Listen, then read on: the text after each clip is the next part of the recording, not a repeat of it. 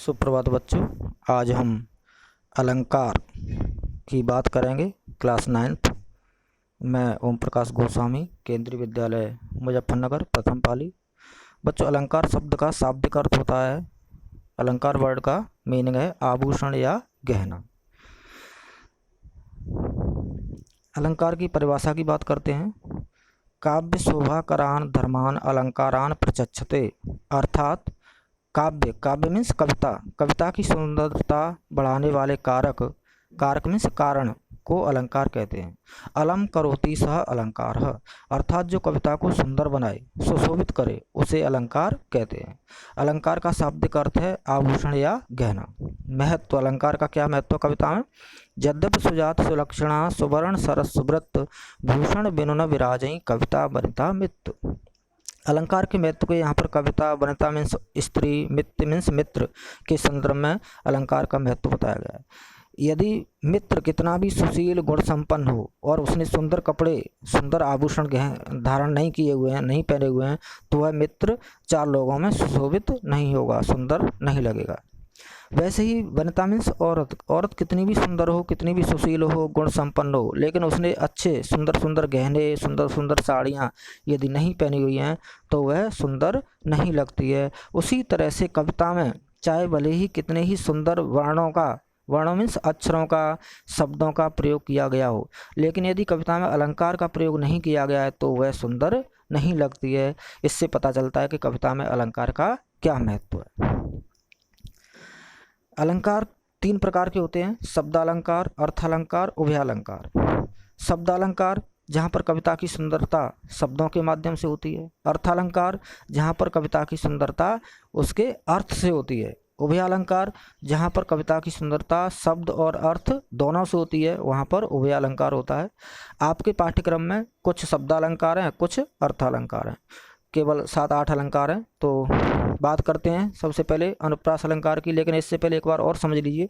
जैसे आभूषण या गहना अलंकार का मीनिंग है, जैसे हम नहाते हैं, कपड़े पहनते हैं, बाल संभालते हैं, घड़ी पहनते हैं, ये किस लिए? अपने आप को सुंदर दिखाने के लिए। तो वैसे ही अलंकार क्या करते हैं? अलंकार कविता को सुंदर बनाते हैं। बात करते हैं पहले अलंकार की, अनुप्रास अलंकार।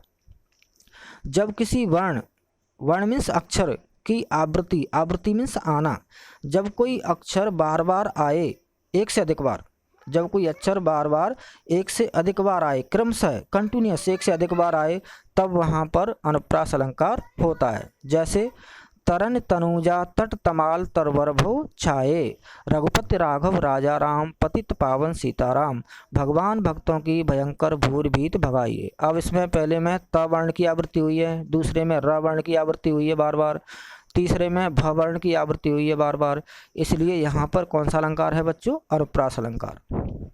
बात करते हैं यमक अलंकार की।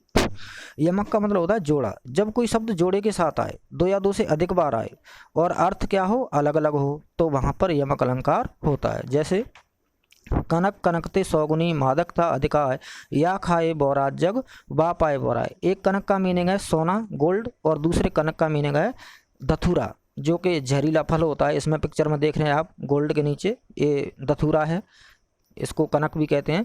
तो यहाँ पर कनक शब्द दो बार आया, लेकिन एक बार उसका मीनिंग है सोना, कनक, गोल्ड, और दूसरा है धतूरा, जो जहरीला एक फल होता है।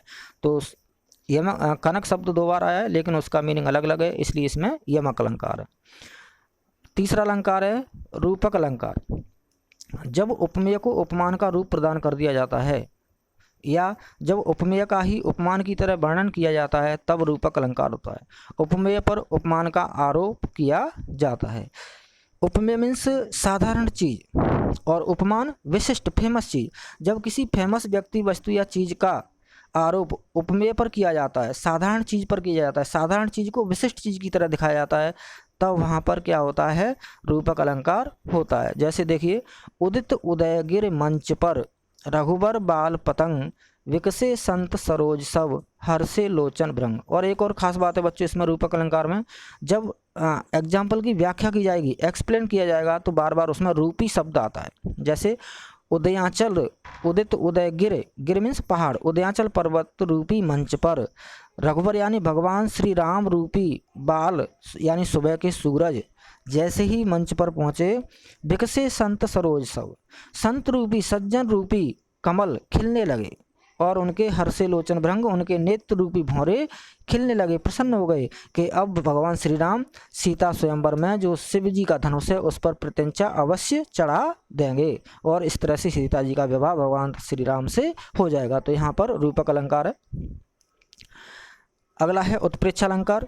जब उपमेय में उपमान की बलपूर्वक संभावना की जाती है तब उत्प्रेक्षा अलंकार होता है। इसके पहचान के शब्द हैं जनु मनु, जानो मानो, जनहु मनहु, जानो मानो।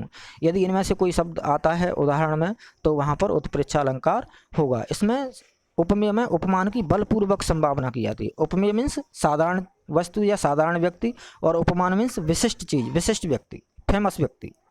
जैसे मानव विदतन अच्छ छवि स्वच्छ राखवे काज, द्रगपग पहुँचन को किए भूषण पाय अंदाज। कभी कहते हैं कि मानव जबरदस्ती मनवा रहे हैं, जोर दे रहे हैं, बलपूर्वक कह रहे हैं कि विधि मीन्स ब्रह्मा ने, परमात्मा ने, भगवान ने औरतों की, स्त्रियों की छवि को, स्त्रियों के सौंदर्य को स्वच्छ रखने के लिए, स्त्रियों के सौंदर्य को बुरी नज़र से बचाने के लिए भगवान ने क्या दिया है, उनको आभूषण दिए हैं, आभूषण दिए हैं, गहने दिए हैं पहनने के लिए, जो कि उनके आभूषण किसकी तरह काम करते हैं, पायंदाज। पायंदाज होता है बच्चों कमरे के आगे, घर के बाहर या कमरे के बाहर जो पैर पहुंचने का होता है, हम उस पर पैर पहुंच करके अंदर घुसते हैं तो गंदगी जो पायंदाज होता है उस पर रह जाती है। वैसे ही जब औरतें गहने पहनती हैं तो कभी कहते हैं कि जब हमारी नज़र उनके रूप सौंदर्य पर पड़ती है तो सबसे पहले उनके गहनों पर पड़ती है। तो गहनों से जो हमारी दृष्टि, हमारी नज़र की जो कालिमा है, हमारी नज़र की जो गंदी सोच है, जो नज़र की जो कालिमा है, वह उन गहनों से होते हुए जब गुजरती है तो उसकी कालिमा, उसकी गंदगी, उसकी बुरी सोच नष्ट हो जाती है। तो यहाँ पर कवि ने उनके आभूषणों को क्या कहा है, पायंदाज की तरह बताया है। तो यहाँ पर उपमेय में उपमान की बलपूर्वक संभावना की गई है कि यहाँ पर नेत्रों पर भूषण पायंदाज, जो भूषण है, आभूषण है, उन पर किसका क्या, जो उपमेय है भूषण, उनको क्या कहा गया है, पायंदाज। तो इसमें पहचान के शब्द हैं मानव, मनऊ, जानऊ, जनऊ, जानो, मानो। अगला अलंकार है श्लेष अलंकार। श्लेष का अर्थ होता है बच्चों चिपका हुआ। जब एक ही शब्द के अनेक अर्थ निकलते हैं तब वहाँ पर श्लेष अलंकार होता है। एक ही शब्द से अनेक अर्थ चिपके रहते हैं। जैसे रैमन पानी राखिए, बिन पानी सब सून, पानी गए न उबरे, मोती मानुष चून। इसमें पानी शब्द के मोती, मानुष और चून के संदर्भ में तीन मीनिंग है। मोती के संदर्भ में पानी का मीनिंग है चमक, मानुष के संदर्भ में पानी का अर्थ है इज्जत और चून के संदर्भ में पानी का अर्थ है जल। चिरजी व जोरी जुरे क्यों न सने गंभीर, को घट ए भ्रस भानुजा वे हलदर के वीर। इसमें देखिए, इसमें कवि बिहारी कहते हैं कि लंबे समय तक प्यार युक्त, क्यों न लंबे समय तक प्यार रहेगा, क्यों न इनकी जोड़ी लंबे समय तक बनी रहेगी, क्योंकि कोई कम नहीं है, को घटे कोई कम नहीं है, ये वृषभानुजा बे हलदर के वीर। यहाँ पर वृषभानुजा और हलदर के वीर ये दो शब्द हैं, इनके दो मीनिंग हैं। वृषभ अनुजा, वृषभ मीन्स बैल और उसकी अनुजा यानी बहन यानी गाय, पहला मीनिंग गाय, और इसका दूसरा वृषभानु जा, राजा वृषभानु की, जा मीन्स पुत्री यानी राधा जी। ऐसी हलदर के वीर, हलदर यानी किसान और किसान के वीर यानी बैल। तो हलदर के वीर का मीनिंग हुआ बैल और दूसरा मीनिंग हुआ हलदर मीन्स बलदाऊ, बलराम, और बलराम के वीर यानी भाई अर्थात श्री कृष्ण। तो यहाँ पर वृषभानुजा और हलदर के वीर के दो अर्थ हुए, इसलिए यहाँ पर श्लेष अलंकार हुआ। उपमा अलंकार कि नहीं गुण सादृश्य यानी थोड़ी बहुत समानता के आधार पर जब उपमेय की तुलना उपमान से की जाती है तब वहाँ पर उपमा अलंकार होता है। उपमा का अर्थ होता है बच्चों तुलना करना। जैसे पीपर पात सरिस मन डोला, पीपर पात सरिस मन डोला, मुख चांद सा खिलने लगा। इसमें जो उपमा अलंकार के पहचान के शब्द हैं सी, सा, से, सरिस, समान, सम, इनमें से यदि कोई शब्द मिलता है तो वहाँ पर सीधा उपमा अलंकार होगा। मुख चांद सा खिलने लगा, अब यहाँ पर सा आया है। दूसरे में पीपर पात सरिस, सरिस मीन्स समान, पीपल के पत्ते की तरह मन डोलने लगा, मुख चांद की तरह खिलने लगा। तो यहाँ पर मुख की तुलना किससे की गई है, चांद से की गई है। पीपल के पत्ते के समान मन डोलने लगा, तो यहाँ पर मन की जो तुलना है वो किससे की गई है, पीपल के पत्ते से की गई है। तो उपमा अलंकार, इसमें तुलना की जाती है। मानवीकरण अलंकार, जब मानवीय क्रियाकलापों का आरोप प्रकृति, अमूर्त भाव या मानवेतर प्राणियों पर किया जाता है तब वहाँ पर मानवीकरण अलंकार होता है। इसको इंग्लिश में पर्सोनिफिकेशन कहते हैं। और पर्सोनिफिकेशन जो शब्द है वो किससे बना है? पर्सन। पर्सन मीन्स व्यक्ति। जब इंसानों के क्रियाकलापों का, इंसानों की एक्टिविटीज का आरोप इंसान से भिन्न प्राणियों पर, जीवों पर, प्रकृति पर, पेड़ पौधों पर किया जाता है तो वहाँ पर मानवीकरण अलंकार होता है। जैसे और सरसों की न पूंछ हो गई सबसे सयानी, हाथ पीले कर लिए हैं ब्याह मंडप में पधारी। अब देखो ये बच्चों 9th क्लास में जो कविता है चंद्रगहना से लौटती हुई, उस कविता की पंक्तियां हैं। कभी इसमें बता रहे हैं कि जो सरसों है उसमें पीले पीले फूल आ गए, सयानी हो गई है, बड़ी हो गई है, जवान हो गई है, और ऐसा लग रहा है जैसे अपने हाथ पीले कर लिए हों, अपने हाथों में हल्दी लगा ली हो, हाथ पीले कर लिए हों और शादी के मंडप में शादी के लिए पधारी हो, ऐसी लग रही है सरसों। तो अब यहाँ पर सरसों पर किसका आरोप किया गया है? दुल्हन का आरोप किया गया है, सयानी बेटी का आरोप किया गया है जो कि शादी के मंडप में शादी के लिए प्रस्थान कर चुकी है। तो यहाँ पर मानवीकरण अलंकार है। फूल हंसे कलियां मुस्काई, इसमें कवि फूलों को हंसते हुए, कलियों को मुस्कुराते हुए दिखा रहा है, जबकि हंसना मुस्कुराना किसकी क्रियाकलाप हैं? इंसानों के हैं। जगी वनस्पतियां अलसाई मुग्धोती शीतल जल से, जो वनस्पति यानी पेड़ पौधे हैं वो सुबह सुबह जाग गए हैं, आलस्य से भरे हुए हैं, जाग गए हैं और वह ठंडे जल से, शीतल यानी ठंडे जल से अपने मुँह को धो रही हैं।